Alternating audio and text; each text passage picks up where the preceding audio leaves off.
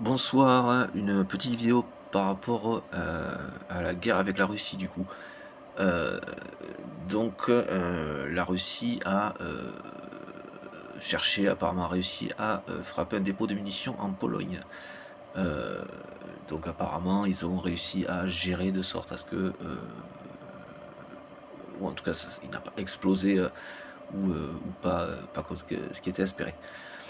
Euh, voilà, c'est titre explosion évitée de justesse voilà, sur une chaîne, je pense qu'il faut que je la cite juste, je suis toujours pas, toujours pas renseigné là-dessus. Donc une chaîne qui s'appelle RFU, pour, donc en 3 lettres, News, donc c'est une chaîne d'infos ukrainienne d'un youtubeur, je pense, plus qu'un média mainstream, comme on dit. Voilà. Mais qui est des plus valables, hein, qui met un petit peu, des fois, peut-être un peu de dynamique dans les titres qu'ils mettent, mais qui sont valables, quoi.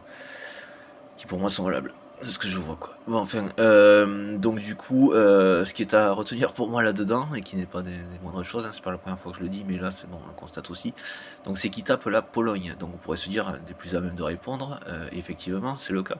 Mais il le fait, donc la Pologne, avec qui la Russie n'a pas de frontière commune. Hein. Il a le Bélarus, entre la Biélorussie, entre lui, entre la Pologne et lui. Donc c'est ce qui est à retenir, hein. C'est-à-dire que c'est quelqu'un, et même par rapport à sa surenchère militaire, genre chercher à s'en prendre à un pays de l'OTAN, ou même, donc, de ce que j'ai vu sur cette chaîne également, donc une volonté de faire un réseau type Starlink en Russie, comme s'il était à même en fait de faire ça, genre d'investir des sous pour ça, et d'arriver à faire ça. Donc ce qui n'est absolument pas le cas. Et donc tout comme là, dans cette surenchère, donc de chercher à s'en prendre à la Pologne, c'est une surenchère militaire qui n'est que l'expression de son déni. Hein, et de style, non, non, pas affecté du tout, hein, tout va bien, on continue, on peut même s'en prendre à la Pologne. Quoi. Voilà.